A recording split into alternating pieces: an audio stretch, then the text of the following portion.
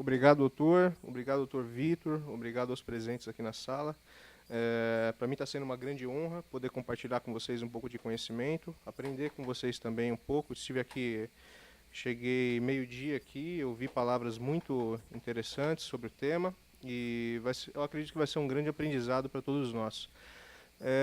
Bom, a gente vai conversar hoje, o que eu vou conversar bastante com vocês hoje, a parte de ciberdemocracia, as redes sociais como instrumento de participação popular.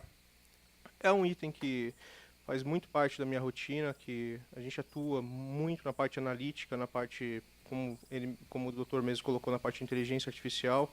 Então a gente vai discutir bastante sobre isso, influenciação de mercado, a gente vai discutir sobre pessoas, a gente vai avaliar o que está sendo mudado no mercado, o que está sendo desenvolvido no mercado. Então, como vocês podem ver aqui na minha apresentação, existem várias pessoas aqui que estão com várias redes sociais conectadas, né? E essas pessoas, na verdade, quando a gente fala de transformação, a transformação nasce de um indivíduo, né?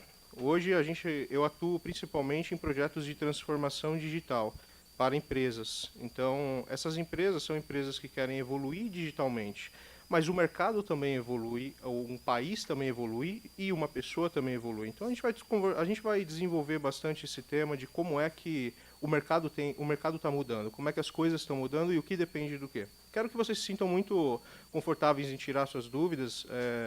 É muito assunto para pouco tempo, então sintam-se completamente à vontade para depois a gente poder bater um papo.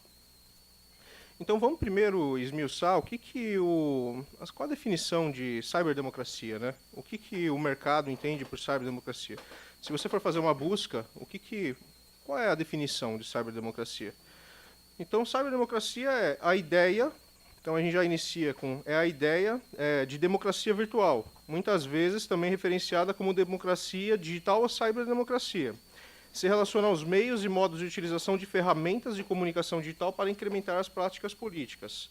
Eu marquei aqui algumas palavras, eu acho que dá para ver aqui, mas a questão virtual e a questão de comunicação digital. Porque quando a gente fala de ciberdemocracia, ela está intimamente ligada à área digital e intimamente ligada à área de ferramentas. Eu preciso ter algo para mudar algo, preciso ter uma ferramenta digital para mudar algo, preciso ter um algoritmo para poder fazer as pessoas, impactar mais pessoas, fazer as pessoas pensarem diferente. Então a gente vai analisar bastante isso mais para frente.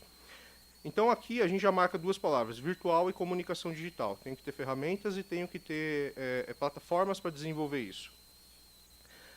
Uma outra visão de ciberdemocracia, que é um texto mais romântico e não tão prático, mas que faz sentido, muito sentido para mim, é que a ciberdemocracia consiste na criação de processos e mecanismos de discussão a partir de um diálogo entre cidadão e Estado. Então, como é que eu crio isso, né? A gente vai conversar um pouco sobre isso. Para se chegar a uma política de decisões, onde a participação popular se torne mais real em termos práticos.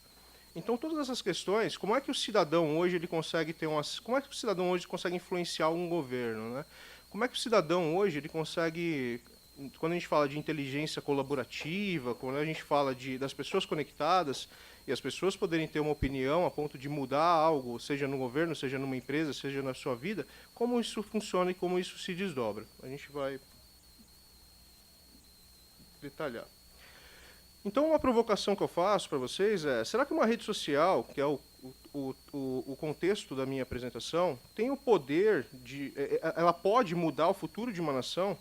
Será que uma rede social, ela pode unir pessoas a ponto de mudar algo, né, nesse ponto? Será que uma rede social, ela pode criar uma nação de maior respeito? Será que ela pode mudar as nossas cabeças? Será que ela pode nos tornar mais éticos? Será que o nosso relacionamento ele ficaria de uma maneira mais ética a partir de um impacto de uma rede social, vamos dizer assim, seja ela qual for, seja um Facebook, seja um LinkedIn, seja qualquer rede? Será que a gente conseguiria ser mais honesto a partir disso, a partir de uma ferramenta dessa? Será que a nossa integridade também mudaria? E assim como coisas boas, também existem outras reflexões mais pesadas, porque na verdade quando a gente fala de ciberdemocracia, a gente não fala apenas de uma questão romântica. cyberdemocracia é uma questão que a TI está influenciando, a TI vem para ajudar. Não, a gente fala de questões também de mudança prática, do que realmente está acontecendo. Essa daqui é a Praça de Tahrir, no Cairo. Então, vocês devem ter acompanhado que em 2011 aconteceu uma grande revolução lá. Aconteceu as grandes manifestações do Egito. Essas manifestações elas foram tão fortes que, na verdade, eles tiraram a internet do ar do Egito. Então, vocês devem ter acompanhado isso. Eles arrancaram a internet do ar. Nessa época, eu escrevi até um artigo chamado Dados Fora das Fronteiras, porque caiu a internet e os data centers que tinha lá caíram. Então, seus dados caíram. Então, nessa época foi uma época de bastante reflexão, porque como os data centers saíram do ar, e tudo saiu do ar, e o governo, o ditador, o Mubarak pediu para arrancar tudo do ar, porque o povo estava se unindo a partir das redes sociais, e estava acontecendo tudo que está... O Egito, o Cairo parou, tudo parou. Então, tiraram a internet do ar, e nesse período as pessoas se reuniram, e o mundo inteiro começou a falar que isso só aconteceu porque liberaram o Facebook, porque liberaram o Twitter, como não acontece em outros lugares de modo mais restrito, em outros países. Mas aqui também, fazendo uma reflexão mais com o nosso momento atual, as manifestações de 2013 foram manifestações, dá para ver legal aqui, né? Que foram manifestações assim super importantes para nossa, no sentido positivo ou negativo. Não estou aqui para discutir política, mas foram manifestações que ocorreram grande parte e que envolveu as redes sociais. O povo se manifestou em cima das redes sociais, utilizou isso como uma principal ferramenta, vamos dizer assim, das pessoas poderem se encontrar, das pessoas poderem ser influenciadas. Só que a gente entra num tema bastante interessante, né? Que é um tema no qual eu atuo muito na minha vida de trabalho, vamos dizer assim, não na minha camada de estudo, na minha camada de executar mesmo e fazer as coisas, na minha camada de trabalho. Será que esse cara aqui que está aqui atrás de mim, segurando essa placa, saímos do Facebook, ele está aqui realmente porque que a rede social mudou a cabeça dele e ele foi impactado realmente por uma mudança, ele entendeu, ele estudou essa mudança, ou ele está aí porque ele foi influenciado? Porque as redes sociais é um grande algoritmo. A gente tem um grande algoritmo que roda por trás de Google, por trás de Facebook. Realmente não tem ninguém é Madre Teresa. Existe um algoritmo e cada vez mais que você sabe usar esse algoritmo, você faz as coisas acontecerem. Seja no sentido de você vender produtos, seja no sentido de você vender produtos, seja no sentido de você vender grandes serviços, seja no sentido político. No momento que você entende como funciona essas grandes ferramentas tecnológicas, você consegue modular a cabeça de um povo. Então, a reflexão que eu faço é, todas essas pessoas que estavam aqui, onde o Facebook, Twitter, entre outras redes, foram os principais difusores de informação, será que todas essas pessoas tinham ciência do que estavam realmente desenvolvendo nesse momento? E nós temos, é claro, páginas, fanpages de várias organizações que pregam uma ideia política. Então, é que essa ideia política é uma ideia que realmente influencia. Você dá um like na prática. Você dá um like, esse like aparece para um monte de gente, aparece para toda a sua rede. Esse like, e o outro dá o like, aparece para toda a rede. Então, o impacto, o engajamento disso daí é muito grande, quando a gente conversa e fala que uma rede social ela pode realmente mudar alguma coisa. Mas, na verdade, quem muda mesmo são as pessoas, né? Nós mudamos alguma coisa. A rede social e as ferramentas tecnológicas, elas vêm elas vêm como meio, elas não são o final. Tudo que a gente envolve de tecnologia, seja ela tecnologias avançadas como algoritmos extremamente avançados como o do Google, como o do Facebook, que está utilizando muito agora a parte de inteligência artificial pesadíssimo. Se a gente for ver as últimas aquisições que foram desenvolvidas por essas grandes empresas, a maior parte são empresas de inteligência artificial. É isso, é escala, é entender o comportamento humano. Então, da mesma maneira que eu consigo modular, a grande reflexão que eu gostaria muito de puxar isso, se eu consigo modular um comportamento de compra, eu consigo modular um comportamento político, de como aquela massa está pensando. Isso é fato. Mas antes, se a gente está falando de pessoas, mudança de pessoas, pessoas, a gente tem que entender um movimento muito importante que está acontecendo no mercado. E esse movimento, ele é um movimento no qual a gente tem que entender o momento que nós estamos. Falando mercadologicamente e falando do nosso eu mesmo. A gente fala muito de nativos digitais e imigrantes digitais. A maior parte daqui, eu vejo que talvez tenhamos aqui na sala o prazer de ter alguns nativos digitais ali. Eu acredito que eles já vivenciaram certas coisas, eles já nasceram num outro momento. A maior parte daqui nós somos os últimos dos moicanos, literalmente. É verdade, porque a gente nós nascemos num momento onde não tinha internet, o nosso mindset, ele é diferente. Para quem tem filhos aqui, vocês sabem que é diferente. O mindset é diferente, é outra coisa. Então, nós nascemos num outro momento. Nós tínhamos um outro contexto de vida. As nossas conexões não existiam essas conexões globais. A nossa conexão era talvez com a rua de baixo da nossa casa. Então era diferente, ou seja, o nosso cérebro ele foi moldado de os nossos pensamentos, o nosso modo como a gente estrutura o nosso pensamento, ele é muito claramente com os inputs que a gente viveu até hoje, né? Então tudo que a gente fala hoje, as ações que nós tomamos é com base nos inputs que nós sofremos. E nós sofremos inputs analógicos, vamos ser bem claro. Quando a gente fala do imigrante digital, o imigrante digital, ele pensa em várias internets, entre aspas, grandes aspas.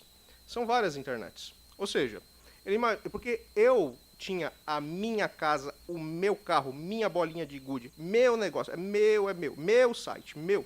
O nativo digital, ele não pensa dessa forma.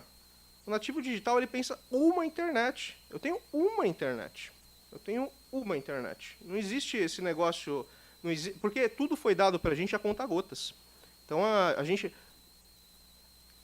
tudo foi dado para a gente a conta-gotas. Na verdade, nós participamos de grande parte dessa evolução, grande parte dessa mudança. Primeiro a gente não tinha nada, saiu um celular, saiu um acesso, eu era da época da BBS, entrava na BBS, depois entrava lá na internet, na AOL, lá da casa. Ou seja, tudo foi dado a muito conta-gotas. O nativo digital ele já nasce entendendo tudo isso. Quando a gente fala do imigrante digital, o imigrante digital ele olha muito a questão de silos de informação. Eu tenho uma informação lá, eu sei que envolve muito a parte tecnológica, claro, mas é que a gente está é o prato do dia. O prato do dia a gente está no momento, a gente pegou bom ou ruim, a gente pegou a mudança. A gente está aqui num momento nós somos os últimos dos moicanos. Todo mundo que passar desse momento em diante já vai nascer tudo digital. Ele nem vai saber o que é um mundo offline. E o nativo digital, ele pensa muito em nosso conhecimento compartilhado. Quanto mais eu compartilho, mais eu conheço. Já o imigrante digital, ele pensa muito meu conhecimento. Eu não vou compartilhar porque eu detenho esse conhecimento, é meu. Então, eu não vou me estreitar muito porque o meu tempo está se esgotando.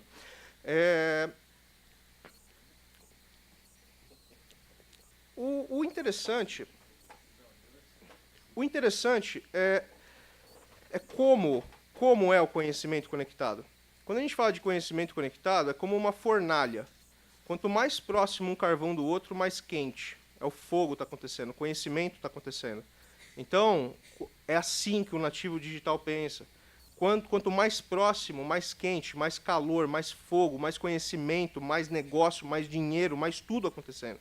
Se eu estou fora da fornalha, eu estou fora do conhecimento, eu estou fora de tudo, eu estou fora do jogo. A vida é assim digitalmente daqui para frente.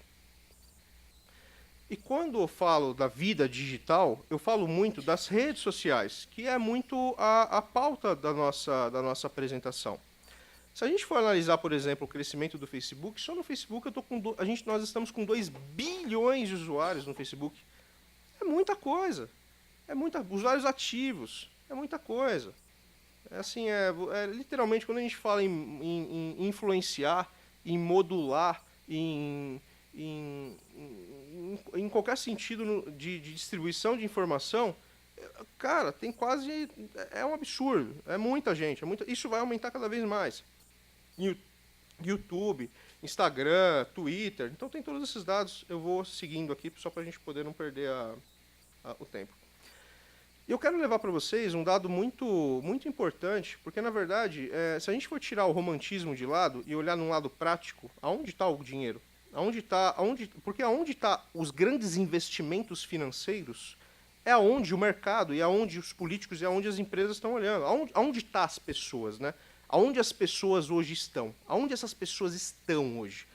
Se a gente for olhar, por exemplo, em 2020, pode pegar 2018, a gente está falando de 93 bilhões de dólares gastos só no mercado americano, em digital. Entenda esse dinheiro gasto, não tem Madre Teresa. É gasto para poder fazer vezes 5 nesse número aqui. Não tem jeito. E desse número, 68 bilhões em 2018 é mobile, é móvel, é os nossos celulares. É tecnologia para os nossos celulares. E se a gente for analisar, esse é o maior, já passou TV, já passou tudo. Esse é o maior meio de influenciação, é o maior meio da gente poder se comunicar e mudar alguma coisa, seja para o lado positivo, seja para o lado negativo. Claramente, quando eu falo em cyberdemocracia, é eu conectar pessoas, é eu criar uma inteligência colaborativa, é eu cada vez mais melhorar o meu meio, é uma ferramenta. Quem inicia, quem é o estopim, são as pessoas. Mas aqui a gente consegue ver claramente para aonde está o core nervoso, aonde estão os investimentos, aonde estão as pessoas. Opa, desculpe. Não sei porque passou tudo aqui, desculpe. Aqui nós temos algumas notícias falsas, tá? A gente entende que existem algumas fontes aqui que são fontes de sites de piada. Por exemplo, o Joselito é um site de piada, tá? Então, site de piada política. Sim, mas só para eu quero que vocês reflitam o seguinte. Aqui são notícias falsas e aqui são notícias verdadeiras, tá? As notícias falsas, gente, as falsas, nós tivemos 3 milhões de compartilhamento, quase 4 milhões de compartilhamento, de engajamento. As verdadeiras, 2,7 milhões. É um absurdo. Absurdo. Por que eu digo um absurdo? Porque uma pessoa bem instruída, claramente, ela vai ler, ela vai entender, falar, cara, isso aqui não tem... Mas não é a maior parte. Se eu compartilho isso daqui, eu influencio negativamente talvez uma pessoa que não teve um acesso a uma instrução tão aprimorada. Eu acabo influenciando negativamente. O que eu quero passar muito para vocês e mostrar nesse slide é que o que é falso engaja mais. Engaja. E quando a gente fala de cyberdemocracia, manipular uma massa via rede social é fácil. Aqui eu não vou me estreitar tanto, mas aqui nós entramos muito quando a gente for ver as últimas eleições que teve, os jovens de 18 a 29 anos, eles já utilizaram primariamente o mobile, as redes sociais, como instrumento primário de análise de um político. Primário. Já as outras gerações, que nem eu estou com 35, então eu caio na geração de TV, notícia. É verdade, eu esperava ver lá o meu Jornal Nacional, ver lá o debate da Globo, o debate da Record, esperava todo esse processo. E quando você vê o mais 65, você vê que nem acessava a rede social. Mas cada vez mais, o que eu quero mostrar isso para vocês é que cada vez mais a gente vai sendo empurrado pelos jovens. Ou seja, esses jovens que estão entrando agora, que são esses caras aqui, eles vão ditar a tendência daqui para frente. É isso. Essa galera aqui é o último dos moicanos, pessoal. Assim, sendo muito honesto. Aqui eu tenho alguns dados, por exemplo, da campanha. Eu não peguei dados da campanha atual, porque eu acho que o país passa por um momento muito delicado de discussão política, né? Nosso país. Eu acho que eu peguei dados da última campanha que ocorreu, do Trump e a Hillary.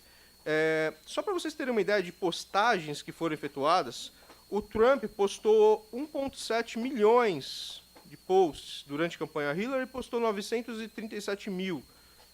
Pessoal, isso engaja, isso muda, isso tudo faz acontecer.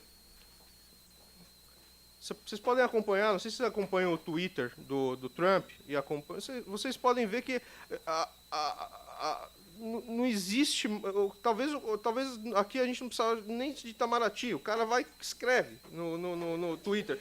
É verdade, é assim. Mas o que eu quero mostrar para vocês é que tudo isso está indo para esse lado. Assim, é um movimento sem volta. Esse é um movimento sem volta e que nós, assim, é uma onda que a gente tem que surfar. A gente não pode ir contra. Então, mas aí eu vejo um perigo aí nessa notícia aí. Claro. Porque de repente ele põe lá e dá um clique ali, né? Dá pra pôr a notícia, tá clicando o botão da bomba atômica ali, né? Já foi, né? Já foi. Aqui, opa, esqueci. Mudou. É verdade. Tá com o tablet errado. Sim, é verdade. É verdade. Tá com o tablet errado. Tá. Opa, agora já foi. Pessoal, 40% das pessoas não conseguem detectar se uma imagem é manipulada ou não. Cara, pessoal, você influencia a massa. Você acaba influenciando a massa. Assim, a gente atua... O meu foco principal de atuação é, vamos dizer assim, é em marketing digital. Quando vamos fazer um paralelo com política. Quando o cliente ele chega para mim e fala assim, Vinícius, eu tenho aqui 2 milhões de budget, eu quero crescer, eu quero fazer. Cara, não é Madre Teresa. A gente vai fazer esse negócio acontecer. Lógico, a gente não vai mentir, mas toda essa questão de manipulação da massa, isso é muito fácil de desenvolver quando a gente fala de redes sociais. Redes sociais é um grande perigo hoje em dia. Deixa eu mostrar para vocês uma questão bastante interessante. Eu vou passar um pouco do vídeo aqui, porque é um vídeo de 6 minutos, senão 10 minutos. Ó, já me avisaram que você é brava. Então... Já rodou na mídia isso. A fama. Já rodou. Bom, esse daqui é um estudo de Stanford. To manipulate YouTube videos in real time. Here we demonstrate our method in a live setup. On the right, a source actor is captured with a standard webcam. This input drives the animation of the face in the video shown on the monitor to the left. Então, o que A é real significant hoje difference em to dia? previous methods is the re-rendering of the a mouth gente vai ver daqui interior. 10 To anos e this end, realmente we vai ser real e resynthesize vai the ser mouth mentira? interior of the target actor using pegar aqui video um outro footage caso. from the Vamos pegar o training sequence Putin. based on temporal facial expressions. On the right, we can see the final output of our method. Ó, ele está manipulando, é ele que está fazendo. Vamos pegar o Putin, por exemplo.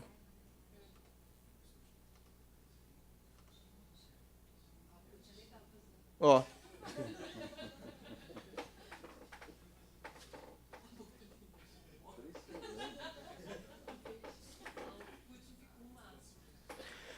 E o que eu quero chamar a atenção para vocês?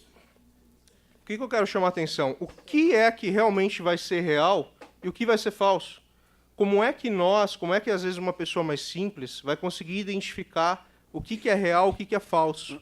Só fazer um corte. Eu achei interessante esse ponto. No mercado, no nosso meio jurídico, né? Você imagina uma filmagem, uma testemunha num processo criminal apresentar um vídeo desse como prova, né? Sim. E de repente está manipulado, quer dizer, tudo estaria manipulado. É interessantíssimo esse foco. Nós temos que tomar muito cuidado mesmo nesse ponto. Sim. Eu acho importantíssimo isso. Eu também gostaria de mostrar para vocês um outro estudo da Universidade de Washington, no qual eles utilizam uma tecnologia chamada Lip Sync. Ó, o Trump.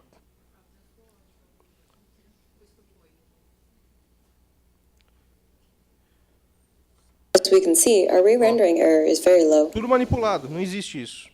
A voz, tudo manipulado. A imagem também é manipulada?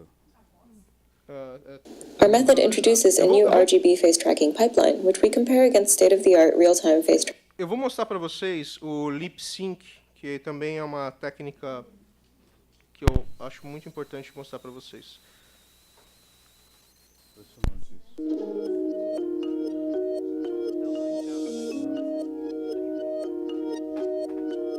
Lip Sync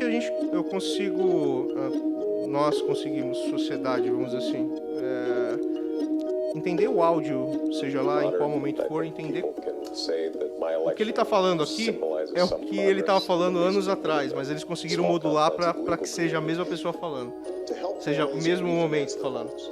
Ou seja, eu consigo por inteligência artificial, eu consigo entender, eu consigo capturar, eu consigo modular. A gente consegue modular a voz, consegue modular a fala, consegue modular o jeito de se falar, porque é ele falando. Bom, depois eu vou disponibilizar esses vídeos aqui, tá? Para vocês poderem ter acesso. Mas a grande questão que eu chamo a atenção é o que vai ser real. O que vai ser real. E qual o futuro da ciberdemocracia, quando a gente fala democracia, né? Nós estamos construindo cada vez mais uma sociedade centrada em dados. As nossas decisões são com base em dados. Eu olho hoje a minha conta bancária digital. Eu vou no meu Facebook e olho a minha timeline. A campanha do Obama que foi desenvolvida, né, a última campanha que o Obama ganhou, ele contratou 70 cientistas de dados. O porquê? Porque ele quis dar emprego? Não. Porque ele queria saber como cada estado pensava. E ele queria ir para cada estado e falar a língua que mais seria de valor para aquele estado. Ele queria falar o português claro com aquele estado, o inglês claro, né? Com aquele estado. Então, cada vez mais, as nossas decisões são dados. As nossas decisões cada vez mais vão ser centradas em dados. E todas sofrendo influência digital. O que vai ser real, o que não, vai da gente conseguir ter a capacidade de triar isso. A relação cidadão-estado estará cada vez mais próxima e conectada, gerando grandes oportunidades e avanços para as sociedades, mas também riscos. Então, os riscos crescem de acordo aí com a evolução que nós temos. E é isso, pessoal. Foi uma apresentação rápida. Eu agradeço muito aí ter compartilhado com vocês esse conhecimento.